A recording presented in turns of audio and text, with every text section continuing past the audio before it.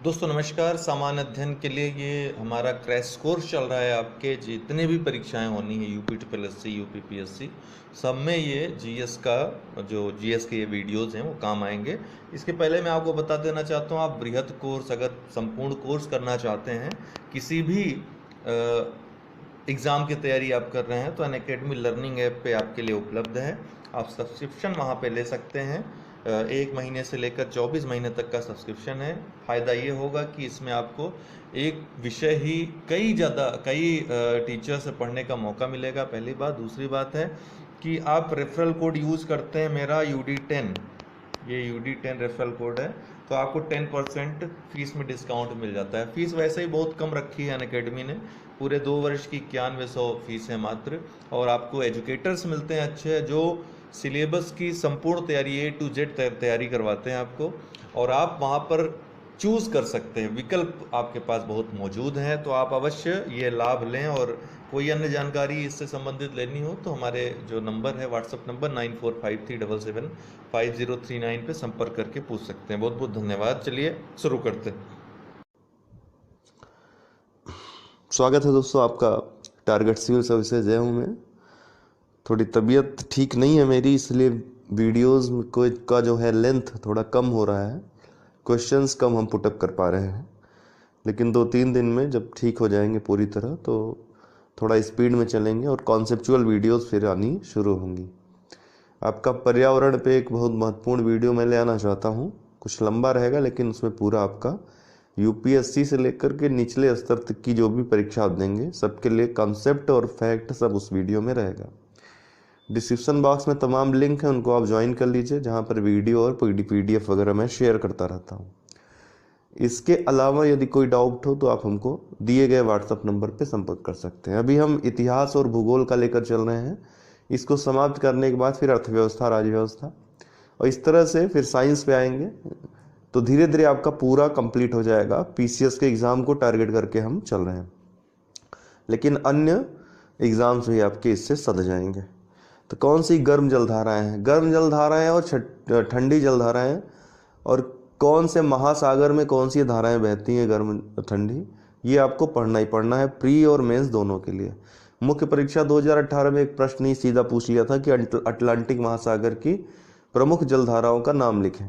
केवल आपको नाम वहाँ पे लिखना था, ठीक है। तो मेरे कहने का मतलब है कि मुख्य परीक्षा प्रीलिम्स दोनों के लिए महत्वपूर्ण है। तो कौन सी गर्म जलधाराएं हैं? गल्फ स्ट्रीम तो गर्म है, क्यूराइल भी गर्म है, नहीं सॉरी, क्यूराइल जो है ठंडी है, क्यूरोशियो गर्म है, तो ये तो गलत हो जाएगा। क्यूरोशियो हमने आपको बताया गर्म है, क्यूराइल यहाँ ठंडी आ गई, कैलिफोर्निया भी ठंडी है, तो ये भी नहीं होगा। क्यूरोशियो ठीक है गर्म है, गल्फ स्ट्रीम गर्म है, मोजाम्बिक गर्म है, 3 हुई, तो सी इसका सही है, ठीक है ना, सी सही है। बेंगलुरु की धारा भी ठंडी जलधारा है। तो कोडिंग कर लीजिए आप तमाम जो गर्म और ठंडी जलधाराएं हैं। प्रशांत महासागर की जो जलधाराएं हैं, गर्म जलधाराएं हैं, क्यूरोशियो, अलास्का, एल नीनो, सुसीमा, पूर्वी ऑस्ट्रेलिया, दक्षिणी विषुवतीय रेखा, उत्तरी विषुवतीय रेखा जलधारा, ये सभी क्या है, प्रशांत महासागर की गर्म जलधाराएं हैं। और अटलांटिक महासागर की गर्म जलधाराओं की बात करें तो गल्फ स्ट्रीम, फ्लोरिडा, ब्राज़ील, इरमिंगर, उत्तरी विषुवतीय रेखीय जलधारा, एंटलीज जलधारा, दक्षिणी विषुवत रेखीय जलधारा, ये सभी अटलांटिक महासागर की गर्म जलधाराएं हैं। अगर हिंद महासागर की गर्म जलधाराओं की बात करें तो मोजाम्बिक की जलधारा, अगुलहास की जलधारा, दक्षिणी विषुवत रेखीय जलधारा, ये सभी हिंद महासागर की गर्म जलधाराएं हैं। तो इस प्रश्न का जो उत्तर होगा सी, क्यूरोशियो, गल्फ स्ट्रीम और मोजाम्बिक। पाकिस्तान किस रेखा के सहारे कच्छ के रण का बंटवारा चाहता है? तो ये विवादित क्षेत्र है, आपको पता है। पाकिस्तान ने धोखे से यहाँ कब्जा भी कर रखा था थोड़े से क्षेत्र पे। 24 डिग्री अक्षांश है इसका उत्तर, ठीक है। बहुत महत्वपूर्ण प्रश्न है, कई बार पूछा जा चुका है। तो पाकिस्तान 24 डिग्री उत्तरी अक्षांश रेखा के सहारे कच्छ के रण का बंटवारा चाहता है। कच्छ के रण की पश्चिमी सीमा जो है वो पाकिस्तान से मिलती है। जो कच्छ का रण गुजरात में है, उसकी जो पश्चिमी सीमा है पाकिस्तान से मिलती है। पूर्वी सीमा भारत में, गुजरात में है। 9 अप्रैल 1965 को पाकिस्तान ने यहाँ पर अचानक आक्रमण किया और इसके एक भाग पर कब्जा कर लिया था। बाद में युद्ध भी हुआ था, आपको पता है। ये है दोस्तों गुजरात, ये गुजरात है, आपको पता है। और ये है आपका कच्छ का रण, ये धोलावीरा जहाँ आपको दिख रहा है, ये हड़प्पा सभ्यता का महत्वपूर्ण नगर है। और ये है रन ऑफ कच्छ लेक। तो इसका उत्तर होगा 24 डिग्री अक्षांश। आपको पता है कि 23.5 डिग्री जो रेखा है, जो कर्क रेखा है, वो गुजरात से होकर निकलती है। कुल 8 राज्यों से, कहाँ से? मित्र पर गमछा झार से, आप याद रखिएगा। उन 8 राज्यों को आपको पहले भी बता चुका हूँ। इसके अलावा यह याद रखिए कि 3 रेखाएं, डूरंड रेखा, मैकमोहन रेखा और रेडक्लिफ रेखा, ठीक। तो डूरंड लाइन जो है वो भारत या अभी वर्तमान में पीओके कह सकते हैं और अफगानिस्तान के मध्य रेखा है। तो चूंकि पीओके को भारत अपना ही हिस्सा मानता है, हिस्सा है, इसलिए भारत और अफगानिस्तान के मध्य जो लाइन है डूरंड लाइन है। भारत और पाकिस्तान, चूंकि बांग्लादेश भी पहले पाकिस्तान का भाग था और रेडक्लिफ लाइन से निर्धारण हुई थी सीमा, तो भारत पाकिस्तान और भारत बांग्लादेश दोनों के मध्य जो रेखा है उसको रेडक्लिफ लाइन कहते हैं। रेडक्लिफ ने इसका निर्धारण किया था। आपको यह भी पता होना चाहिए कि सबसे लंबी सीमा भारत की किस देश के साथ लगती है? तो बांग्लादेश के साथ लगती है, ठीक है। और मैकमोहन रेखा, ये भारत और चाइना के बीच लाइन जो है उसको मैकमोहन रेखा कहते हैं। वास्तव में सिमला समझौते के तहत जो है ये भारत और तिब्बत के मध्य एक लाइन थी, लेकिन अब चाइना और भारत के मध्य जो लाइन भारत मानता है, मैकमोहन लाइन को मानता है। हालांकि चीन मैकमोहन रेखा को मानने से इनकार करता है, ठीक है, मैकमोहन रेखा को मानने से इनकार करता है। अगला प्रश्न महत्वपूर्ण है। शिवालिक के गिरिपद प्रदेश में सिंधु नदी से तीस्ता नदी तक किस प्रदेश का विस्तार है? तो हिमालय को जो हमने ट्रांस हिमालय सबसे पहले, फिर उसके बाद बृहत हिमालय, फिर मध्य हिमालय या लघु हिमालय, उसके बाद शिवालिक। शिवालिक के बाद जो मैदान शुरू होते हैं, मैदानों की जो बनावट है, उनको हम मुख्यतः 4 भागों में मुख्यतः बांट सकते हैं। सबसे ऊपर भाबर, फिर तराई, ये भाबर जो है कंकड़ वंकड़ युक्त होते हैं, तराई जो है ये दलदली भाग होता है, यहाँ पे कुछ कच्छ वनस्पतियाँ टाइप की वनस्पतियाँ छोटी छोटी पाई जाती हैं। इसके बाद जो तीसरा नंबर आता है बांगर का, ये पुरानी जलोढ़ मृदा होती है। और अंत में आता है सबसे नीचे खादर। खादर जो है नवीन जलोढ़ मृदा होती है। तो यहाँ जो प्रश्न पूछा है, प्रश्न का सीधे उत्तर हो जाएगा खादर, सॉरी भाबर इसका उत्तर हो जाएगा, ठीक है। शिवालिक के गिरिपद से, शिवालिक के जस्ट बाद से जो शुरू होता है वो भाबर शुरू होता है। तो सिंधु नदी से तीस्ता नदी तक इसका विस्तार है। ये कंकड़ी रूप में, कंकड़ पत्थर के रूप में पाया जाता है। और इतनी ज़्यादा कंकड़ पत्थरों के कारण ही इतनी अधिकता होती है कंकड़ पत्थरों की कि नदियाँ लगभग यहाँ पर आकर विलुप्त सी हो जाती हैं। तराई प्रदेश जो होता है भाबर प्रदेश के दक्षिण भागों में मिलता है, जैसे कि हमने बताया। अधिक आर्द्रता होती है और दलदली क्षेत्र यहाँ पर मिलता है, और इसीलिए जैव विविधता का विशाल भंडार तराई क्षेत्र को माना जाता है। यहाँ पर विभिन्न आर्द्र वनस्पतियाँ पाई जाती हैं। जो इसका उत्तर होगा आपका ए, भाबर प्रदेश। सही सुमेलित नहीं है। ये राष्ट्रीय उद्यान दिए हैं, किस राज्य में स्थित नहीं है पूछ रहा है, तो कौन सा सुमेलित नहीं है? तो दाचीगम राष्ट्रीय उद्यान जम्मू कश्मीर सही, पिन घाटी राष्ट्रीय उद्यान हिमाचल प्रदेश, तडोबा राष्ट्रीय उद्यान ये महाराष्ट्र में है, सही है। कांगेर घाटी छत्तीसगढ़ में है, यहाँ उत्तराखंड दिया हुआ है, गलत हो जाएगा। तो कांगेर घाटी राष्ट्रीय उद्यान ये छत्तीसगढ़ में है।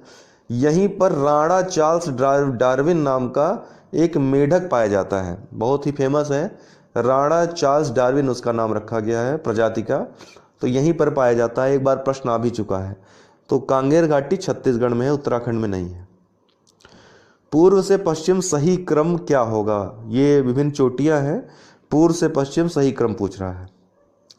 अब यहाँ पर आप देख करके आराम से ऑप्शंस, अपने ऑप्शंस को पहले देखिए, फिर आकर यहाँ पर मिलाइए कि पूर्व से पश्चिम, पूर्व किधर है? पूर्व और इधर पश्चिम की तरफ जाएंगे तो कौन कौन से पर्वत श्रेणियाँ मिलेंगी, ऊंचा चोटियाँ मिलेंगी। तो सबसे पहले कंचनजंगा मिल जाएगा, फिर मकालू है, और पश्चिम में जाने माउंट एवरेस्ट है, फिर अन्नापूर्णा है, फिर धौलागिरी है। इसको आप पूरा पढ़ लीजिए, ठीक है। तो कंचनजंगा, मकालू, माउंट एवरेस्ट, अन्नपूर्णा। तो ऑप्शन कौन सा है? ऑप्शन बी राइट है, कंचनजंगा, मकालू, एवरेस्ट और अन्नपूर्णा।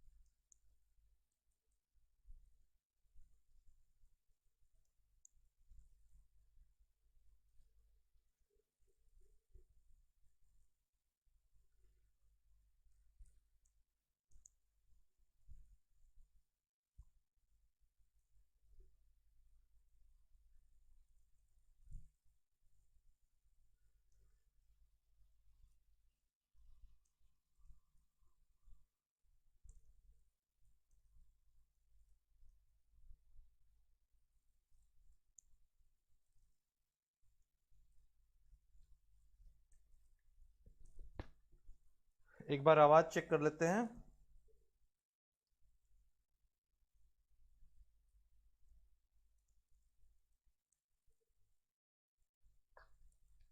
एक बार आवाज चेक कर लेते हैं। ये रिफ्लेक्ट हो गई, इसका मतलब आवाज आ रही है। तो सभी को नमस्कार। शाम का क्विज शुरू करते हैं। अभी पॉलिटी का चल रहा था, ये हमारा एमसीक्यू। रिफ्लेक्ट हो गई, इसका मतलब आवाज आ रही है। तो सभी को नमस्कार। शाम का क्विज शुरू करते हैं। अभी पॉलिटी का चल रहा था, ये हमारा एमसीक्यू। ओके, तो चलिए शुरू करते हैं देर न करते हुए। ये पहला प्रश्न है आपके सामने।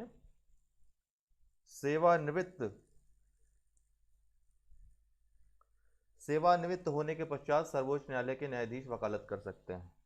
कहां पे वकालत कर सकते हैं? मनीष जी आयोग है, इसके काम में थोड़ा बहुत लेट लती होता है, ठीक है।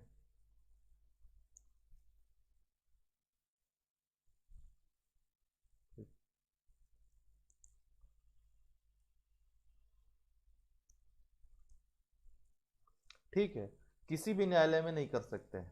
सर्वोच्च न्यायालय के न्यायाधीश इतना जानते रहिए कि कहीं भी सेवानिवृत्ति के बाद वकालत नहीं कर सकते हैं, ठीक। केवल पेंशन मिलती है इनको, या कुछ विशिष्ट संस्थाएं हैं उसमें ये काम कर सकते हैं, जैसे मानवाधिकार आयोग आदि हो गया।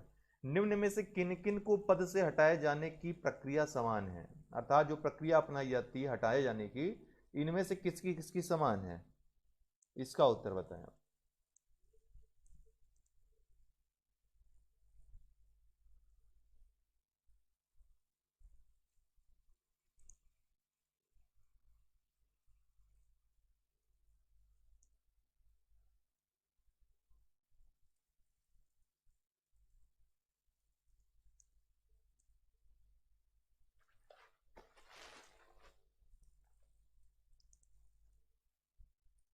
ठीक है, दलीप कुंवर जी आपका उत्तर सही है, सबसे पहले आया है।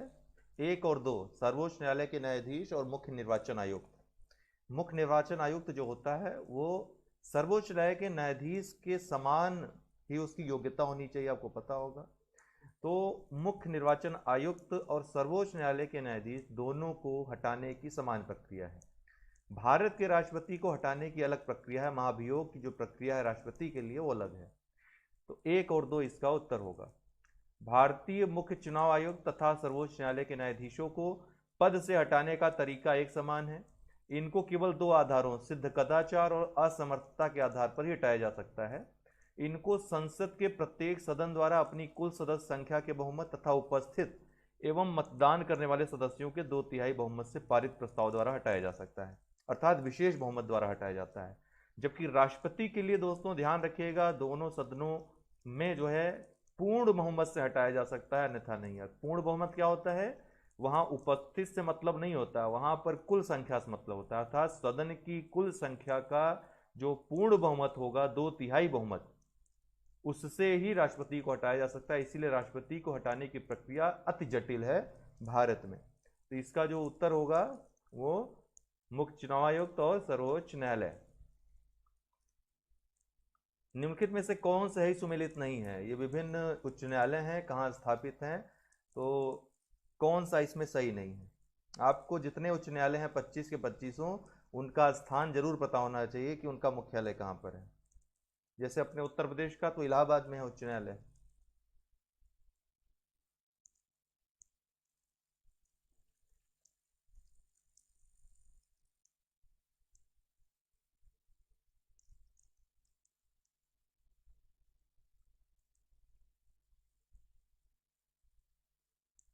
ये YouTube भी ना आज इतना लेट कर रहा है, मैं यहाँ बोल दे रहा हूँ, फिर 2 मिनट बाद वो दृश्य आ रहा है YouTube पे।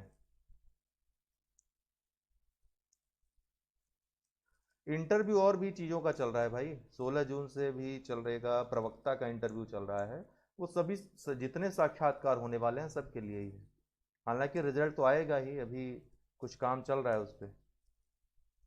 मैंने आपको बताया था कुछ त्रुटियां थी, सुधार हो रहे हैं उसमें, उसके बाद रिजल्ट आ जाएगा।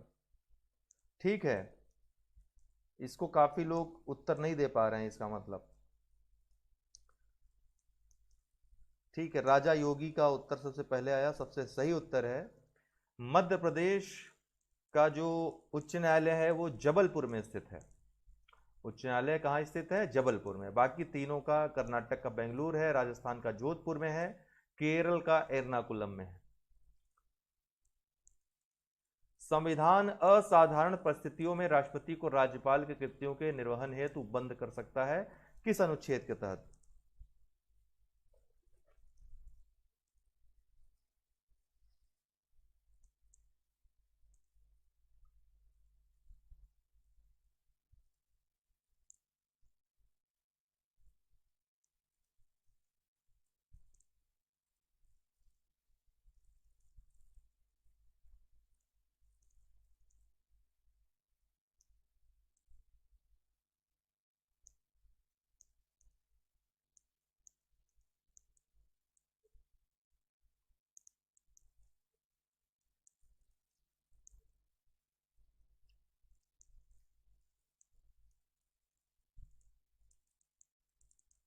ठीक है, आप में से किसी ने अभी तक उत्तर इसका सही नहीं दिया है।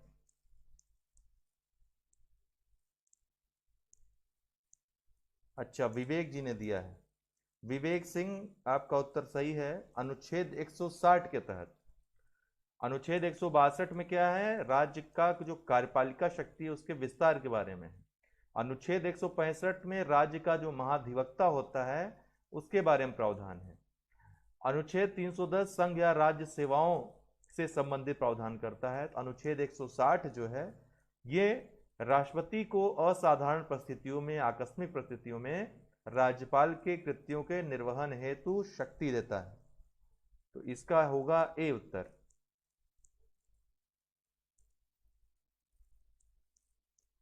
मोरारजी देसाई की अध्यक्षता में गठित प्रशासनिक सुधार आयोग की रिपोर्ट का अध्ययन निम्न में से किस समिति द्वारा किया गया था?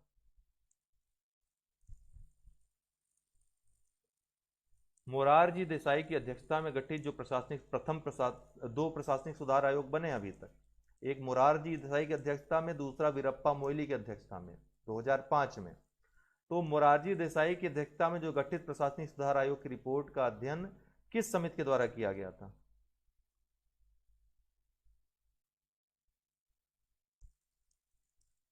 ये क्वेश्चन हमने कल या परसों डिस्कस किया था दोस्तों, इतनी जल्दी भूल जाते हैं आप। चलिए, किसी का उत्तर सही नहीं है, डी इसका उत्तर होगा, एमसी शीतलवाड़ समिति। अनुज सिंह, ठीक है, अभी आपने उत्तर दिया।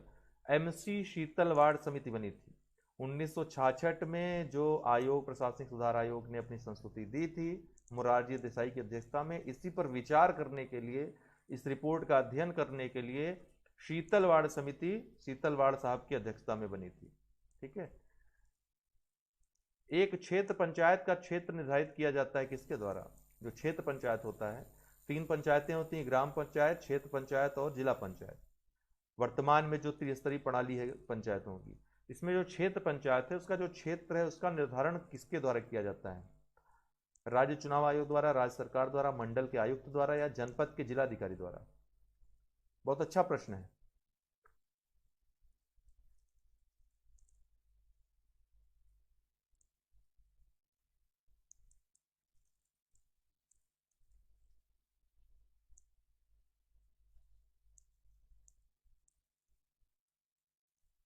सिर्फ 2 आंसर सही अभी तक मिले हैं।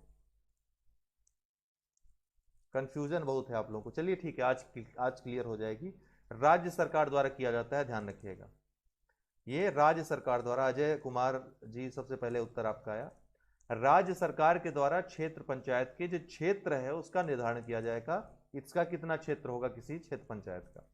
ठीक, क्योंकि राज्य सूची का विषय है, राज्य इस पर नियम कानून बनाती है, क्षेत्र निर्धारण राज्य का काम होता है, न कि राज्य चुनाव आयोग का। राज्य चुनाव आयोग चुनाव कराने, चुनाव जो संपन्न होता है, स्थानीय निकायों के चुनाव संपन्न कराने का काम राज्य चुनाव आयोग का होता है बस। वोहरा समिति का कार्य क्षेत्र क्या था? जो वोहरा समिति बनी थी उसका कार्य क्षेत्र क्या था? बहुत प्रसिद्ध समिति, हाल ही में चर्चा में भी थी, इसका जिक्र कई बार हुआ। 1993 में समिति बनी थी, किस लिए बनी थी?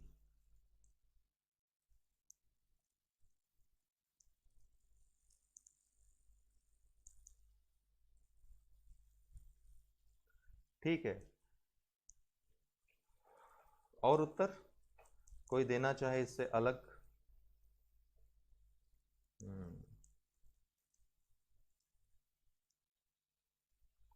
चलिए, अजय जी ने सबसे पहले उत्तर दिया है, मधुसूदन जी ने भी साथ में दिया है आंसर।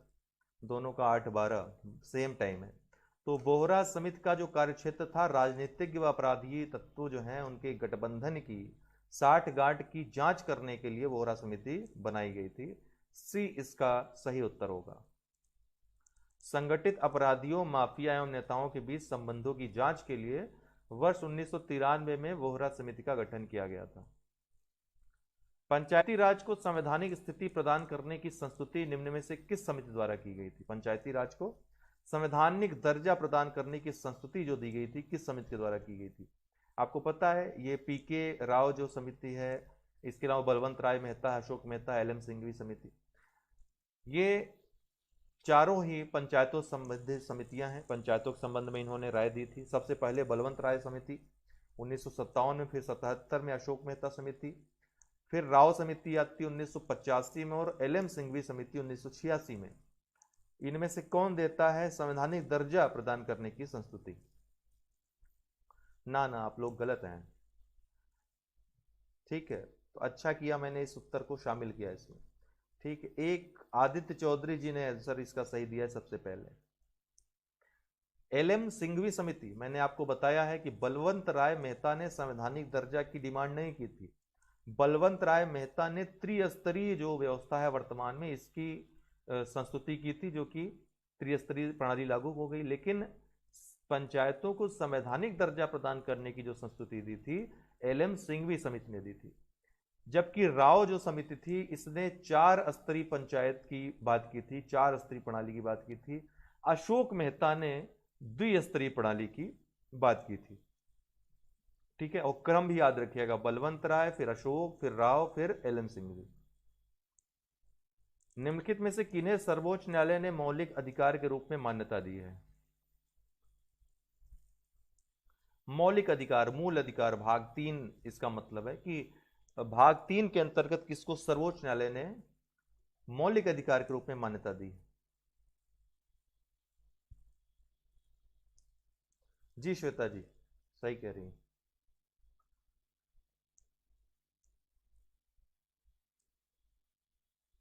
जी, पी के थुंगन समिति भी बनी थी, उसने भी संवैधानिक दर्जे की वकालत की थी, लेकिन थुंगन समिति इसमें नहीं थी।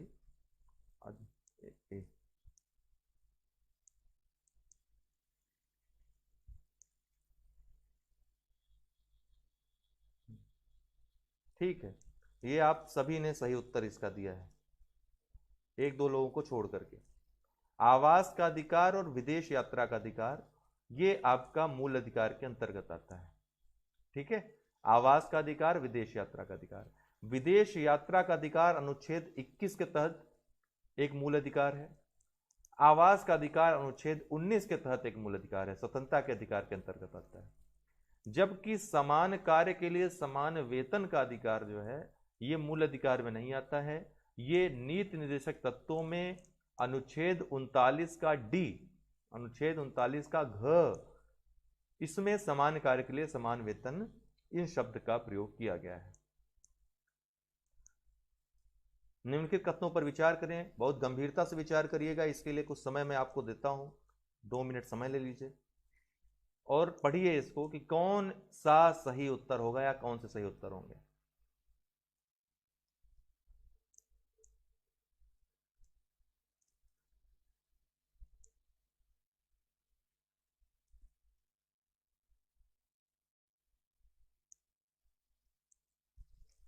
अब इसको आप सही से पढ़ें और इसका उत्तर दें।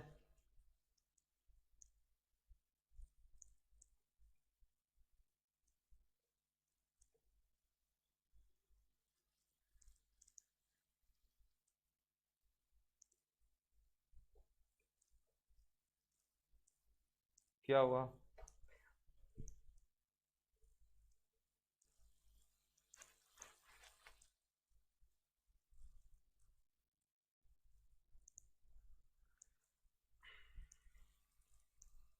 आर्टिकल 138, 139 पढ़ा है आपने? 139 क्या कहता है?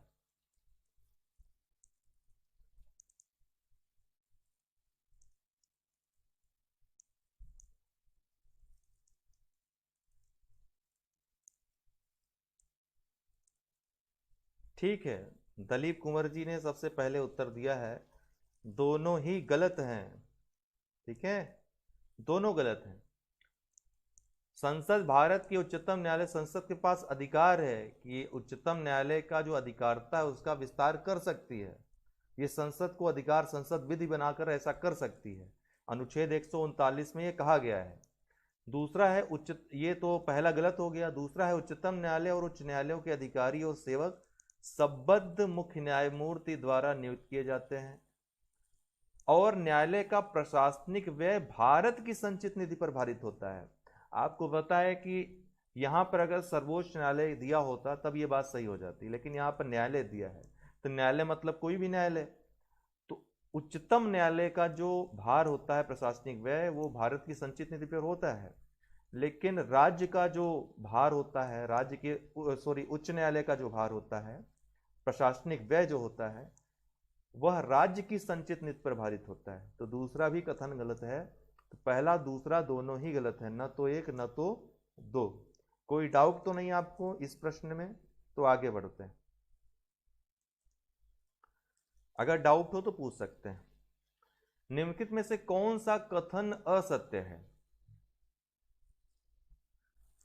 निम्न में से कौन सा कथन असत्य है? भारत में निर्वाचन आयोग की स्थापना 25 जनवरी 1950 को की गई।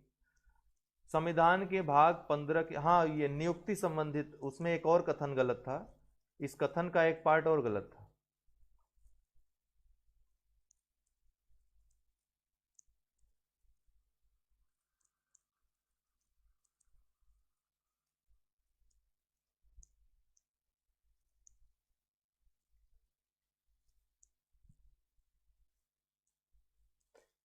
इसमें जो दिया है कि उच्च न्यायालय और उच्चतम न्यायालय के अधिकारी और सेवक संबद्ध मुख्य न्यायमूर्ति द्वारा नियुक्त किए जाते हैं, ये भी गलत है। ठीक है ना, ये जरूरी नहीं है। कई अधिकारी ऐसे होते हैं, जैसे कि न्यायमूर्ति हो गया, कोई न्यायाधीश का गठन तो कॉलेजियम के द्वारा होता है, जबकि अधिकारियों की नियुक्ति राज्य सरकार करती है। ठीक है ना, तो ये ध्यान रखिएगा। अब ये बताइए आप, कौन सा कथन असत्य है?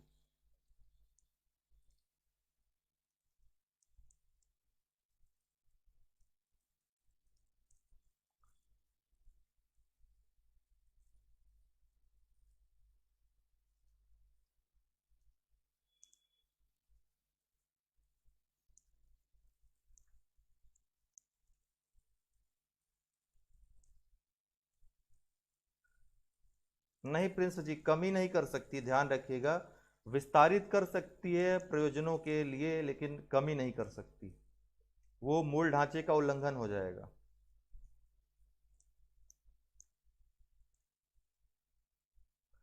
ठीक है, आप लोगों ने सही उत्तर दिया है। सबसे पहले उत्तर आया है किसका है भाई? मधुसूदन जी, मधुसूदन श्रीवास्तव का। श्वेता जी ने भी सेम टाइम पे उत्तर दिया है, अमरीश चंचल जी ने भी सेम टाइम पे उत्तर दिया है। तो सी इसका उत्तर होगा।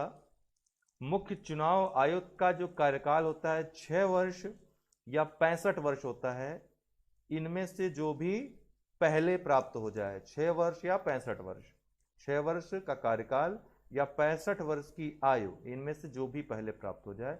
बाकी तीनों चीजें सही है। 25 जनवरी 1950 को निर्वाचन आयोग की स्थापना की गई। संविधान के भाग 15 के अनुच्छेद 324 से 329 में निर्वाचन से संबंधित उपबंध किया गया है। निर्वाचन आयोग एक स्थायी संवैधानिक निकाय है। इसमें एक मुख्य निर्वाचन आयुक्त और 2 सहायक जो उसके होते हैं, सहायक के रूप में आयुक्त होते हैं। ठीक, इसका जो है सी संविधान। अब संविधान के बारे में कौन सा सत्य है बताएं? संविधान किसका प्रावधान करता है? राष्ट्रपति के पुनः निर्वाचन पर खामोश है। चलिए आप उत्तर दे लीजिए पहले।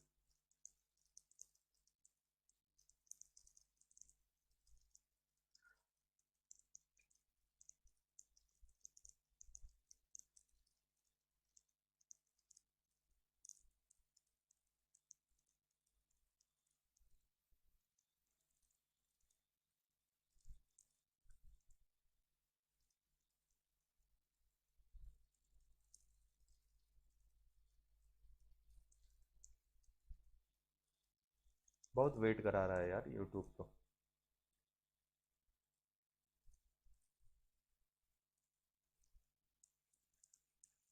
ओके,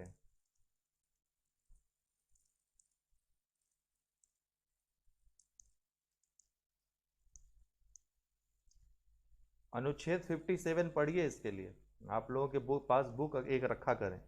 जब मैं कहा करूँ कोई अनुच्छेद पढ़ने के लिए, तो आप तुरंत वो अनुच्छेद खोल करके पढ़ लिया करिए। तो अनुच्छेद 57, आर्टिकल 57 पढ़ें। राष्ट्रपति पद के लिए व्यक्ति के पुनः निर्वाचन की अनुमति देता है। ठीक है, अनुच्छेद 57। तो इसका सी उत्तर सही है। किसने राइट दिया है? दलीप कुंवर जी ने सबसे पहले इसका उत्तर दिया है। बहुत सही, सी उसका उत्तर है। राष्ट्रपति पद के लिए व्यक्ति पुनः निर्वाचित हो सकता है। ठीक है, अनुमति देता है। सी इसका उत्तर है। भारत पढ़ा आपने? भारत के संविधान से संबंधित निम्नलिखित युग्मों में से कौन सा सही सुमेलित नहीं है?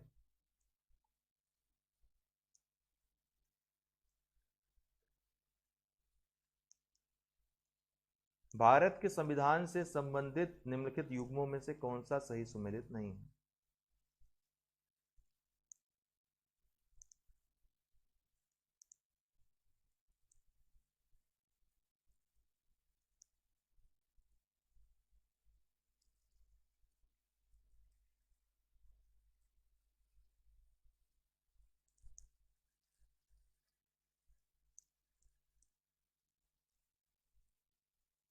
ठीक है, दलीप कुंवर जी, आपका उत्तर सबसे पहले प्राप्त हुआ। बी इसका उत्तर है।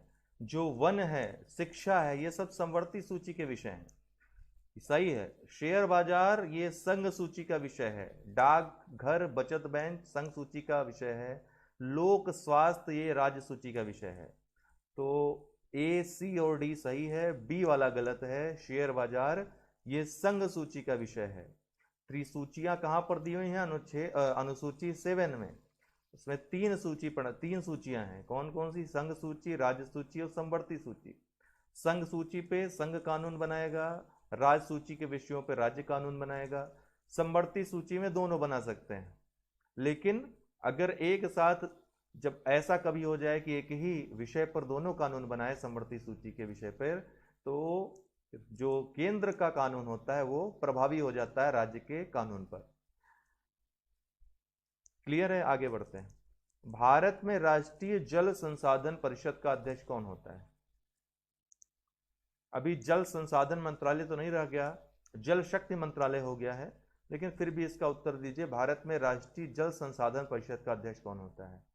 आप सी को मान के चलें कि ये जल शक्ति मंत्रालय है। तो अब आपका उत्तर क्या होगा?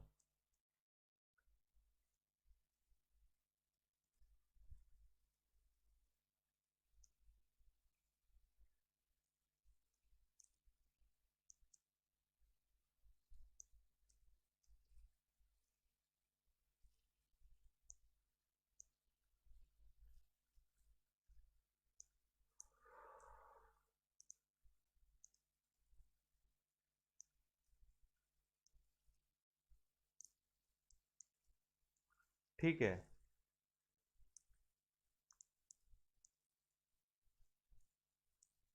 दलीप कुंवर जी और रागनी पाठक जी, इन दोनों का उत्तर जो है सबसे पहले प्राप्त हुआ है।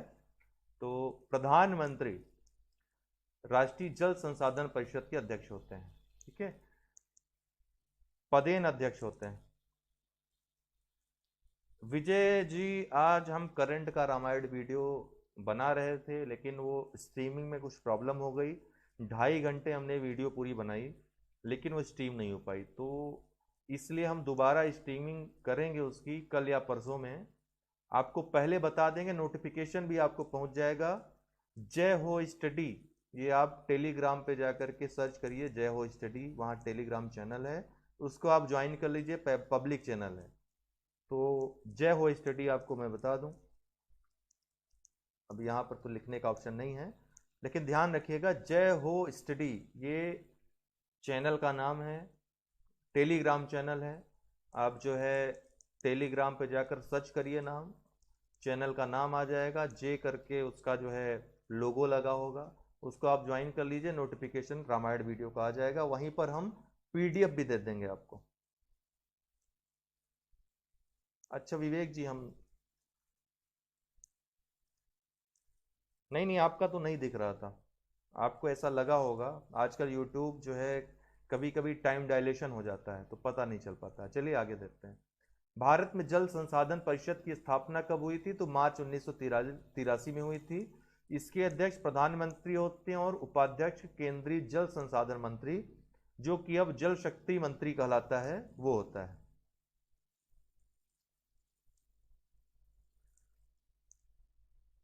हाँ, इस क्वेश्चन का ए होगा आदित्य जी, प्रधानमंत्री, ठीक है। अनुच्छेद 87 के अंतर्गत प्रावधान है कि, अब ये क्या प्रावधान है, कौन कौन से प्रावधान? जी राजा जी, धन्यवाद। निश्चित रूप से मेरे पास है वो चीज, आपको प्रोवाइड करने में कोई प्रॉब्लम नहीं मुझको, उतना आप तैयार कर लेंगे पर्याप्त है। अनुच्छेद 87 के अंतर्गत प्रावधान है कि, क्या प्रावधान है?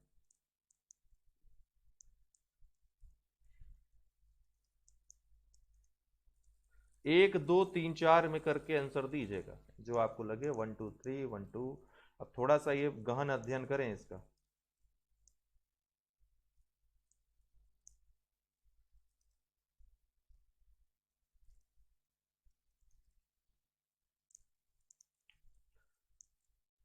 आदित्य जी और अच्छे से पढ़ें, केवल 2 ही सही लग रहा है आपको? चलिए ऑप्शन दिखा देते हैं आपको, ये रहे आपके ऑप्शन, 1 व 2, 2 व 3, 3 व 4, उपयुक्त सभी। अब बताएं,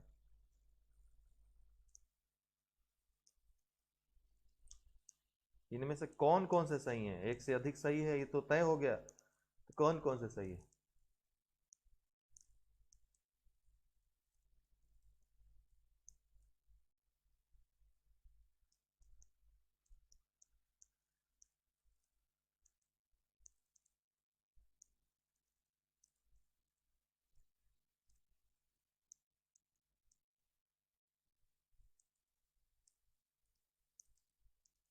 जी ठीक है, किसने उत्तर? आदित्य जी, उत्तर सबसे पहले आपका आया है, एकदम सही है।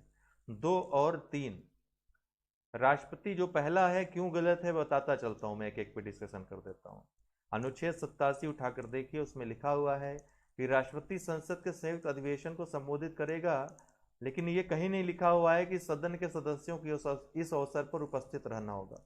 ये कहीं पर नहीं लिखा है। ठीक, पहली बात। दूसरा, लोकसभा ये कब करता है, संयुक्त अधिवेशन कब होता है? अक्सर जब नई लोकसभा आती है तो उसका पहला जो पहली बैठक होती है उसमें, या फिर एक सत्र जब विघटित हो जाता है, नए सत्र का जब प्रारंभ होता है, एक सत्र का अवसान हो जाता है, जब दूसरे सत्र का, नए सत्र का प्रारंभ होता है, तो उस प्रारंभिक अधिवेशन का जो है उसमें जो है संबोधन करता है राष्ट्रपति।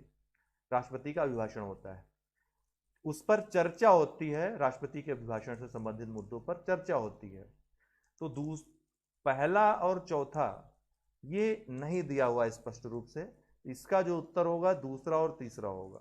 ठीक है, तो आप कई बातें अनुच्छेदों से ही पूछी जाती हैं, भले ही वो सत्य हो अपने आप में, भले ही सदन के सदस्य उपस्थित रहें, ये सत्य हो, किसी अन्य प्रावधान से या फिर संवैधानिक जो कानून है, संवैधानिक जो नियम है उसके अंतर्गत आते हो, लेकिन उसको अनुच्छेद 87 के अंतर्गत आना चाहिए, तभी अनुच्छेद 87 के अंतर्गत वो सही होगा। यहाँ पे अनुच्छेद पूछ लिया है, जब अनुच्छेद पूछेगा तो सिर्फ आप अनुच्छेद पर विचार करेंगे, न कि अन्य अनुच्छेदों पर या न कि अन्य विधियों पर। ये आपको ध्यान रखना है, ये भी सही है, ये कैसे गलत हो गया? क्यों गलत हो गया? क्योंकि अनुच्छेद 87 में नहीं है, इसलिए गलत हो गया।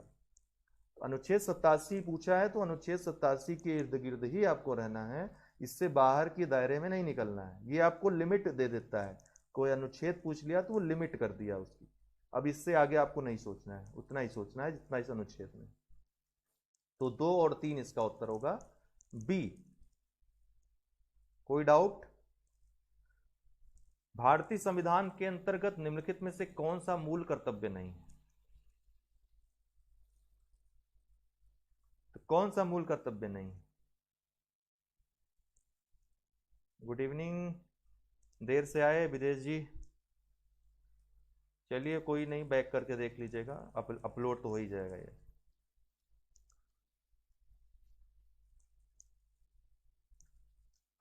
भारतीय संविधान के अंतर्गत निम्नलिखित में से कौन से मूल कर्तव्य नहीं है? आपको पता है मूल कर्तव्य 42वें संविधान संशोधन के द्वारा जोड़े गए, स्वर्ण सिंह समिति की सिफारिश पर भाग 4 का क में इनको रखा गया है। कुल कितने हैं अनुच्छेद, ये किस में आता है? 51 का क में। कितने हैं इसमें? कुल 11 मूल कर्तव्य हैं। शुरुआत में 10 मूल कर्तव्य थे, 11वां 86वें संविधान संशोधन 2002 के द्वारा जोड़ा गया। ठीक है, आप सभी लोग सही हैं भाई। लोक चुनाव में मतदान करना मूल कर्तव्य में नहीं आता है। दलीप जी, सबसे पहले उत्तर आपका प्राप्त हुआ था। तो लोक चुनाव में मतदान करना ये मूल कर्तव्यों में नहीं आता है। चुनाव करने का या मत देने का जो अधिकार है वो संवैधानिक अधिकार है या विधिक अधिकार है, ये हमको कौन बताएगा? मताधिकार जो है, मतदान करने का अधिकार जो आपको प्राप्त हुआ है, वो संवैधानिक अधिकार है या फिर कानूनी अधिकार है, विधिक अधिकार है? कौन सा अधिकार है पूछा जाता है प्रश्न, आप बताएं। या मूल अधिकार है आपका?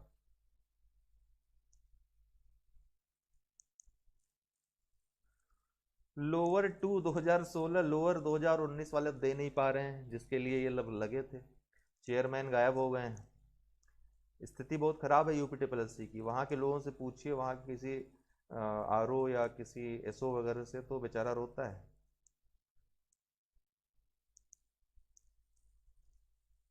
अच्छा,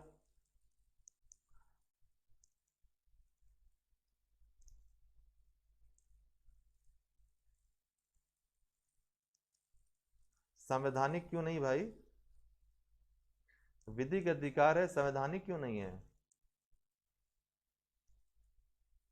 मतदान का जो अधिकार है, सार्वभौमिक मताधिकार, आपको अनुच्छेद 326 में दिया गया है कि नहीं दिया गया है? हाँ या ना में जवाब दीजिए। अनुच्छेद 326 सार्वभौमिक मताधिकार की बात करता है कि नहीं करता है? तो कहाँ से आप लीगल लीगल बोल रहे हैं? सब लोग विधिक विधिक विधिक विधिक। भाई संवैधानिक अधिकार है, ठीक है ना? संवैधानिक अधिकार है, ध्यान रखिएगा। विधिक अधिकार नहीं है जगमोहन मिश्रा जी, संवैधानिक अधिकार है, इसका संविधान में वर्णन है। ठीक है, क्वेश्चन ये गलत हो, ठीक है, संवैधानिक अधिकार है। ठीक, अब इसको आप ध्यान रखिएगा आदित्य जी। अभी कोई कंफ्यूजन हो तो पूछ लीजिए, हमको लग रहा है इस क्वेश्चन में आपको कंफ्यूजन है। हमने आपको बताया कि आर्टिकल 326 में सार्वभौमिक मताधिकार दिया गया है कि नहीं दिया गया है? दिया गया है। तो लोक चुनाव में मतदान करना ये क्या है? संवैधानिक अधिकार हो जाता है। संविधान में वर्णन है ना, तो संवैधानिक अधिकार हो गया। उसमें सोचना क्या है, जिस किसी भी प्रावधान का वर्णन संविधान के किसी अनुच्छेद में है, पार्टिकुलर अनुच्छेद में है, तो वो संवैधानिक अधिकार हो जाता है, वो संवैधानिक चीज हो जाती है।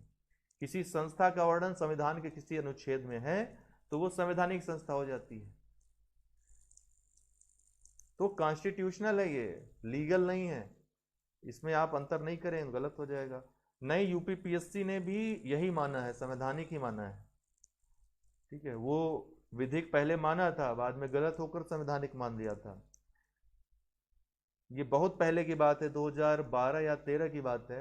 उसमें उसने विधिक अधिकार दे दिया था, बाद में उसको चेंज करना पड़ा था। आंसर की में फिर जो न्यू आंसर की आई उसमें संवैधानिक अधिकार मानना पड़ा उसको। गलत उत्तर था वो। ठीक है, और यूपीएससी तो हमेशा जितनी बार पूछा है संवैधानिक, वो तो मानता ही है। इसी ने गलत एक बार कर दिया था, जिसके कारण आप लोगों को संवैधानिक और लीगल दोनों होगा, ये बात अलग है।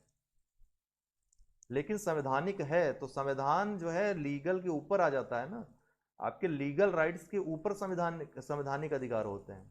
तो जब संवैधानिक अधिकार और लीगल राइट दोनों पूछेगा तो आपका संवैधानिक अधिकार राइट होगा वहां पर। जैसे कि सूचना का अधिकार जो है वो आपका लीगल भी है, संवैधानिक दोनों में आ जाता है। अर्थात लीगल में आ जाता है, मूल अधिकार दोनों में आ जाता है। अगर मूल अधिकार और लीगल कानूनी अधिकार अलग अलग पूछे तो आप वहां पर मूल अधिकार को मानेंगे, क्योंकि सर्वोच्च न्यायालय ने उसको मूल अधिकार के अंतर्गत माना है, सूचना के अधिकार को, भले उसका वर्णन नहीं है। लेकिन सर्वोच्च न्यायालय ने चूंकि व्याख्यायित कर दिया कि ये मूल अधिकार के अंतर्गत आता है तो मूल अधिकार हो गया वो। तो जब भी अलग अलग आएगा, मूल अधिकार आएगा, कानूनी अधिकार आएगा, सूचना का अधिकार, तो आप मूल अधिकार उसको मानेंगे। जब मूल अधिकार के से अलग देगा कानूनी अधिकार तब।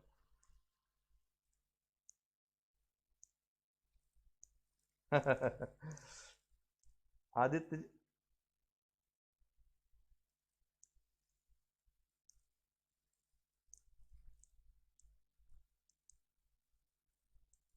भारत में प्रत्यक्ष चुनाव की व्यवस्था की बात हो रही है, या फिर कोई भी चुनाव हो, राष्ट्रपति का चुनाव हो, उपराष्ट्रपति का चुनाव हो, लीगल राइट्स जो हैं वो संवैधानिक अधिकार है। कोई मिलाकर ये बात आप समझ लीजिए। प्रावधान है राष्ट्रपति के चुनाव में कौन कौन मतदान करेगा, संविधान में है कि नहीं है? तो संवैधानिक अधिकार है चुनाव करने का अधिकार, मतदान देने का अधिकार। अभी भी कोई डाउट हो तो पूछ लीजिए। ये आपको इस बात को क्लियर रहना चाहिए, अगर आपसे पूछा जाए कि संवैधानिक अधिकार क्या होते हैं, सीधी बात है, वो ये अधिकार जिनका वर्णन संविधान के किसी अनुच्छेद में हो। यही है उसकी सबसे अच्छी परिभाषा, लीगल परिभाषा। तो जब है तो संवैधानिक अधिकार है, उसमें कंफ्यूजन क्या?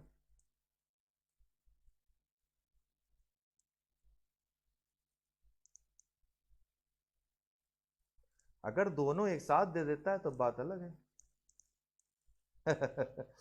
मानना पड़ेगा भाई। जो चीज दी हुई है उसमें कुछ मतलब कि कंफ्यूजन क्यों है? क्योंकि आयोग ने गलत उत्तर दे दिया। तो आयोग के गलत उत्तर देने की वजह से किसी अवधारणा को आप गलत थोड़ी कह सकते हैं। अनिवार्य नहीं हो सकेगा। और 40% क्या, मुझे लगता है कि अब धीरे धीरे लोगों का चुनाव के प्रति, जैसे जैसे नेताओं के प्रति विश्वास हटता जा रहा है, उसी तरह लोग आने वाले समय में चुनाव बहुत कम लोग उसमें मत देने जाएंगे। आने वाले समय आप देखिएगा, बल्कि शहरी मतदाता तो वोट करने ही नहीं जाएगा। अभी भी नहीं जाता था, आगे भी नहीं जाएगा।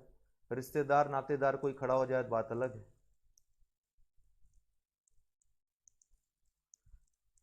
भारत में लोकपाल और लोकायुक्त के पद निम्नलिखित में से किस एक पर आधारित है?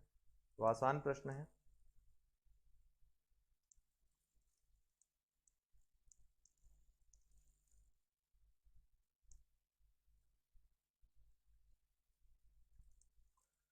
अनिवार्य किया जा सकता है, ऐसी बात नहीं है अमरीश जी।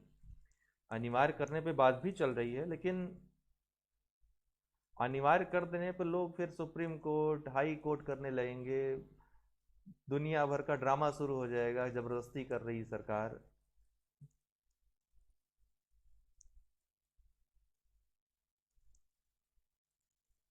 अनिवार्य होने में कोई दिक्कत नहीं, वर्तमान सरकार चाहे तो अनिवार्य कर सकती है, लेकिन उसका भी पालन कौन करता है? उसमें आप क्या, अगर नहीं मत देता है कोई, मान लीजिए चलिए मत नहीं दिया किसी ने, तो किस कारणवश नहीं दिया, उसका कारण भी होना चाहिए। अगर सबको पकड़कर जेल में बंद कर दें, ऐसा भी नहीं है कि 40% एकाएक जो है चुनाव कानून के डर से जो है जाने लगेंगे मत देने। उसमें से अगर 10%, इतनी जनसंख्या है, अगर 10% भी वोट करने नहीं गया और कोई कारण बता दिया कि इस कारण हमने वोट नहीं दिया, तो उसको आप सजा तो दे नहीं सकते हैं। तो ये व्यवस्था फेल हो जाएगी। अब भारत की परिस्थिति अलग है, यहाँ के लोग उतने ज़्यादा जागरूक नहीं है चीज़ों को लेकर, अधिकारों को लेकर अपने। जी हाँ, स्वीडन स्वीडन स्वीडन, ठीक है। स्कैंडिनेविया का ओम्बुड्समैन, सी इसका उत्तर है। और स्वीडन स्कैंडिनेवियाई देश का जो पहला राष्ट्र है, ये विश्व का पहला राष्ट्र है जिसने ओम्बुड्समैन की सबसे पहले नियुक्त की थी। तो लोकपाल और लोकायुक्त का जो पद है भारत में, वो स्वीडन से लिया गया है, अर्थात स्कैंडिनेवियाई का ओम्बुड्समैन शब्द से लिया गया है। ठीक है। तो सबसे पहले जो उत्तर आया श्वेता जी का आया, इसमें सबसे पहले उत्तर आया। ठीक है।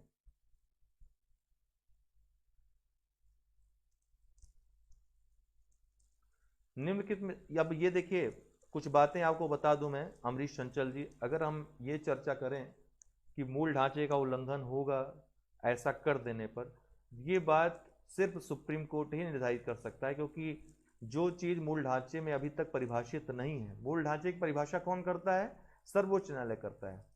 तो हम आप नहीं कह सकते कि ये चीज़ अगर अनिवार्य कर दिया है तो मूल ढांचे का उल्लंघन होगा कि नहीं होगा। सर्वोच्च न्यायालय अगर मान जाएगा कि मूल ढांचे का उल्लंघन नहीं है, ठीक है, तो वो नहीं होगा। अगर मान जाएगा कि मूल ढांचे का उल्लंघन है तो मूल ढांचे का उल्लंघन हो जाएगा। ये चीज़ सर्वोच्च न्यायालय डिसाइड करेगी, व्याख्यायित करेगी। बहुत सारी चीज़ें, बहुत इंटरनल पार्ट्स हैं, फैक्टर्स हैं इसके, जिस पर चर्चा होगी, लंबी चर्चा होगी। पक्ष का वकील कुछ अपने मत रखेगा, विपक्ष का वकील कुछ अपने विचार रखेगा, तमाम जो इसके पहले पूर्व निर्णय आ चुके हैं उनको रखा जाएगा, तब जाकर डिसाइड होगा। उसमें संवैधानिक पीठ बनेगी, संविधान का जो सवाल है, कम से कम 5 जजों की पीठ बैठेगी, तब जाकर निर्णय होगा इसमें।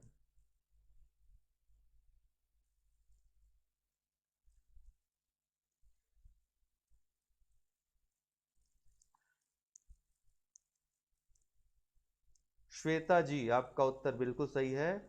अशोक मेहता ने 2 स्तर पर पंचायतों की बात की थी, मंडल पंचायत मंडल स्तर पर और जिला स्तर पर जिला पंचायत की। तो ये इसका उत्तर होगा बी।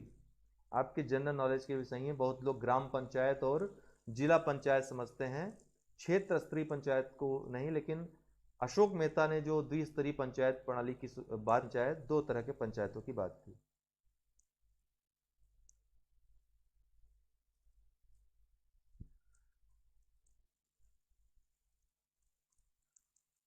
चलिए, निम्न कथनों पर विचार करिए। ज़्यादा देर विचार मत करिएगा, विचार करने में ज़्यादा समय मत लगाएं। ठीक है। भारत में यदि किसी राज्य की विधानसभा मध्य में ही भंग कर दी जाए, तब अध्यक्ष अपने पद से हट जाता है। किसी ने उत्तर दिया इसका?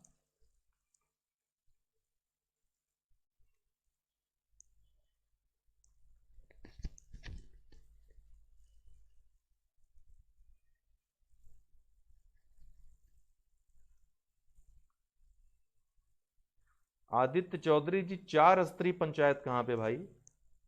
ऐसा कौन सा राज्य है जहाँ 4 स्तरीय पंचायत? की राज्य व्यवस्था है।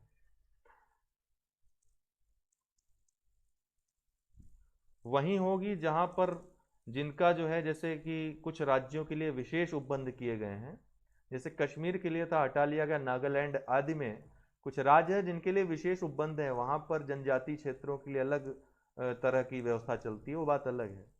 लेकिन सामान्यतः राज्यों में त्रिस्तरीय पंचायत प्रणाली ही है। जो जहां विशेष है वहां पर विशेष उपबंध हैं, जैसे कि कश्मीर में था।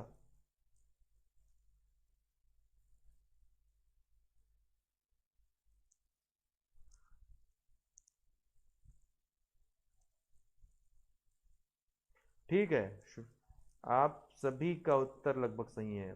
सबसे पहले उत्तर दिया है अब्दुल्ला खान जी ने, डी इसका उत्तर है, न तो एक न तो दो। जब तक नई विधानसभा की बैठक नहीं हो जाती पहली, तब तक अध्यक्ष अपने पद से नहीं हटता है, पहली बात, चाहे विघटन भंग कर दी जाए तब भी।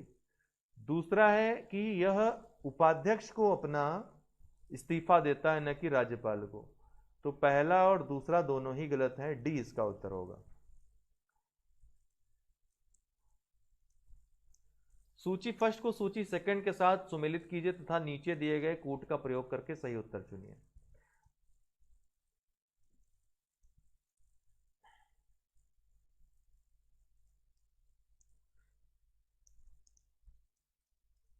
जी शरद जी, यूपीपीसीएस मेंस पोस्टपोन की सूचना 1-2 दिन में प्राप्त हो जाएगी।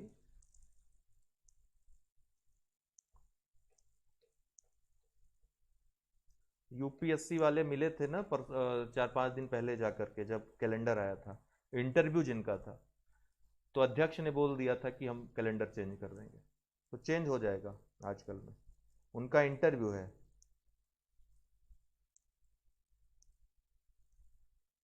वैसे भी हमको नहीं लगता कि जुलाई में कोई एग्जाम करा पाएंगे, स्थितियां बद से बदतर होती जा रही हैं। जो एग्जाम है एपीओ का, वो भी नहीं करा पाएंगे। आज इलाहाबाद में 5-6 केसेस आज फिर पकड़े गए कोरोना के। कल 2 डेथ हो गई, एक नौजवान था उसकी डेथ हो गई। कटरा पूरा मार्केट जो है बंद हो गया है, सील कर दिया गया है, कचहरी बंद हो गई।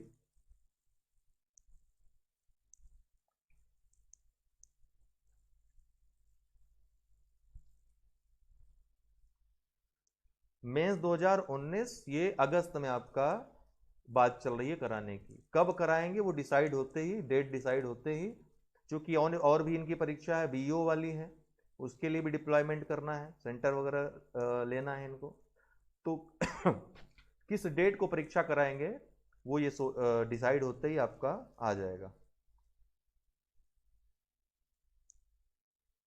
3214 प्रवीण राय जी, सही है, आपका उत्तर बिल्कुल सही है। 3214 अर्थात प्रशासनिक अधिकरण अधिनियम 1985, परिवार न्यायालय अधिनियम 1984, विधिक सेवा अथॉरिटी अधिनियम 1987, नगर पालिका अधिनियम 1993।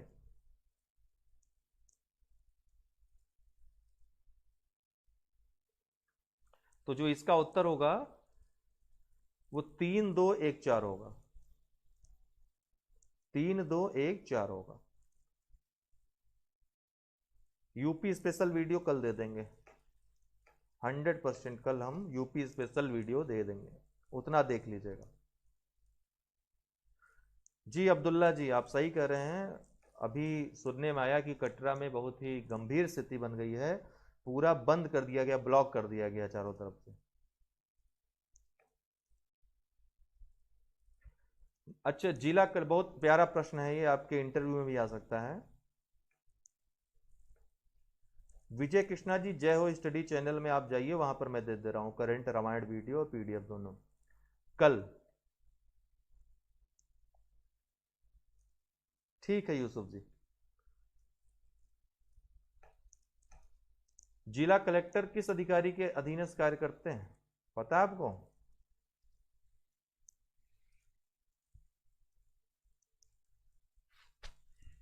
हम्म,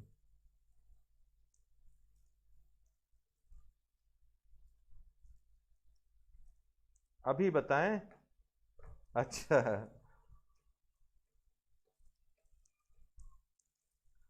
शरद जी, शरद जी जो अभी आपको दिख रहे हैं, इनका सिलेक्शन हो चुका है, लेकिन एसडीएम के लिए ये प्रयासरत हैं। यूपी पीसीएस 2016 में सिलेक्टेड हैं। आपका स्वागत है क्विज कार्यक्रम में हमारे।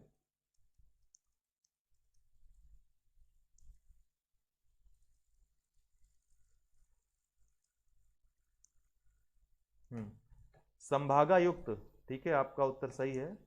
शरद जी ने ही सबसे पहले उत्तर दिया है। जो कमिश्नर होता है उसके अंडर में ये होता है। तो जो हायरार्ची है वो मैं आपको दिखा देता हूँ, इसको याद रखिएगा, आपके इंटरव्यू में भी काम में आएगा। सबसे ऊपर मुख्य सचिव होता है, जो उत्तर प्रदेश का मुख्य सचिव होगा। फिर अपर मुख्य सचिव या विशेष सचिव, बहुत बहुत धन्यवाद।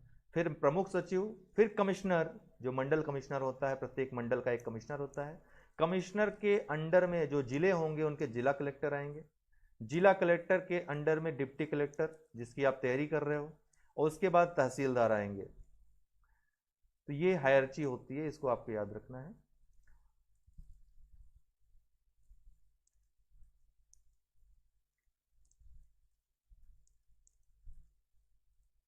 जी जी, जानते हैं बिल्कुल आदित्य जी।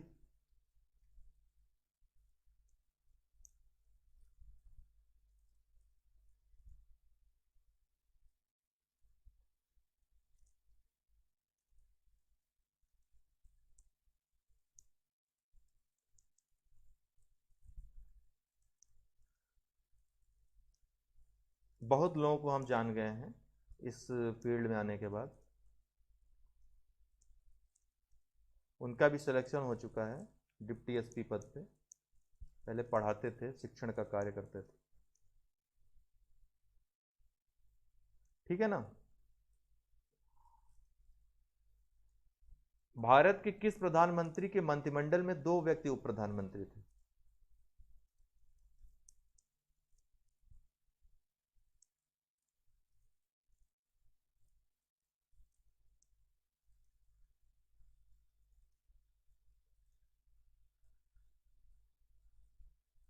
शरद जी, अगस्त में होगा आपका पीसीएस मेंस। अभी जो बात चल रही है, अगस्त में प्लानिंग है करवाने की, क्योंकि 15 अगस्त के बाद ठीक 16 अगस्त को बीईओ का एग्ज़ाम है। तो संभवतः बीईओ के बाद ही परीक्षा हो। उसके पहले तो इंटरव्यू रहेगा, यूपीएससी का खत्म होगा। तो वो दिन डिसाइड हो रहा है किस दिन परीक्षा आपकी कराई जाए, क्योंकि 3-4 दिन, 4 दिन आपकी परीक्षा होगी। एक दिन होता तो चल जाता, 4 दिनों के लिए सेंटर बुक करना, ये थोड़ा सा बात करनी पड़ती है उसके लिए। जो संबद्ध जिले के अधिकारी होते हैं जहाँ पे परीक्षा कराई जाएगी, उसके बाद ये निश्चय किया जाएगा। तो आज कल में आ जाएगा आपका।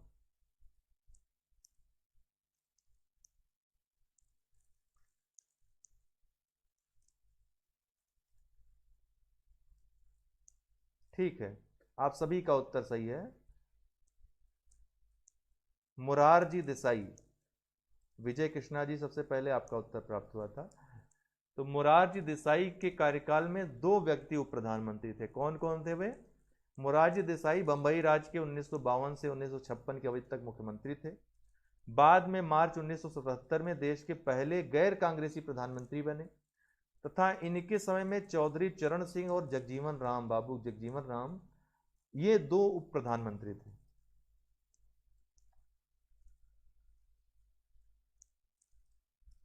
ठीक है।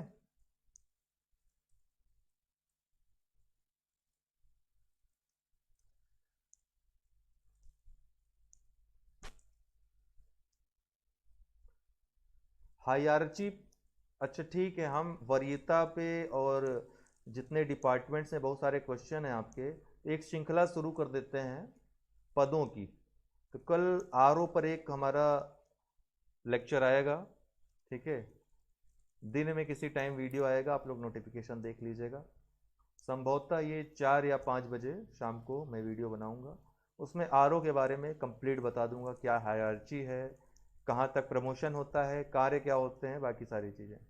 तो एक एक वीडियो में मैं मुख्य मुख्य मुख्य जो पद हैं उनसे जुड़ी जो हायरार्ची है, उनके डिपार्टमेंट संबंधी उनके जो कार्य हैं वो बताता जाऊंगा, ताकि आप लोगों को पता रहे और हो सकता है कि ये चीज़ मोटिवेट करे आपको कोई पद पाने के लिए। काफ़ी ऐसे पद होते हैं, जैसे कि कई ऐसे पद हैं पीसीएस में जिसकी चर्चा ही नहीं होती है, जो अपने आप में बहुत अच्छे पद माने जाते हैं।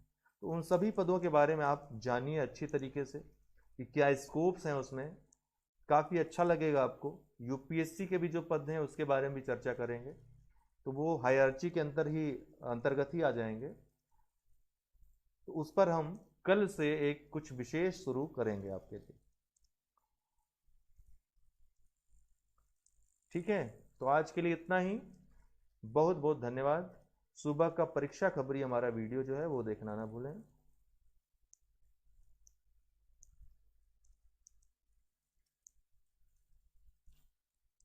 8:30 बजे जो परीक्षा खबरी आता है करंट अफेयर्स का, वो देखते रहिए। आपका करंट अफेयर्स दुरुस्त रहेगा एकदम। जो छूट गया हो आपका वो आप जाकर के प्लेलिस्ट में देख लीजिए। ठीक है, बहुत बहुत धन्यवाद। एपी सिंह जी, बहुत बहुत धन्यवाद आपका, आपके इन शुभ शब्दों के लिए।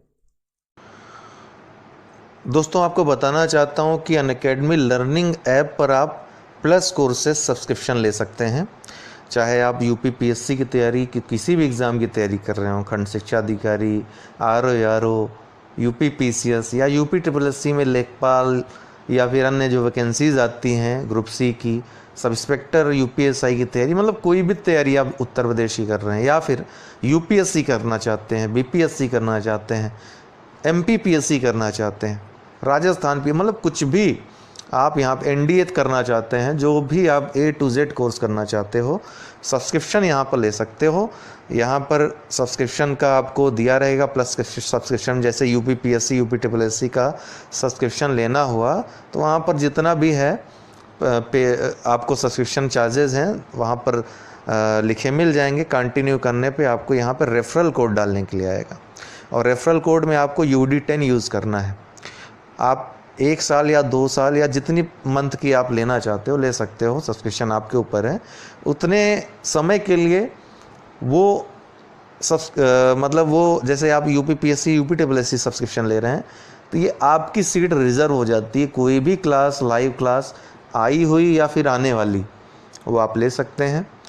सबसे बढ़िया फ़ायदा यहाँ होता है कि एक टाइम लिमिट में, एक टाइम पीरियड में, निश्चित टाइम पीरियड में कोई सब्जेक्ट समाप्त होता है और आप कोई भी सब्जेक्ट पढ़ सकते हैं, ऑप्शनल हो या फिर जीएस के सब्जेक्ट हो, प्री मेंस सब कर सकते हैं। Quiz, test, doubt clearing session आप ले सकते हो किसी भी समय, ठीक है ना।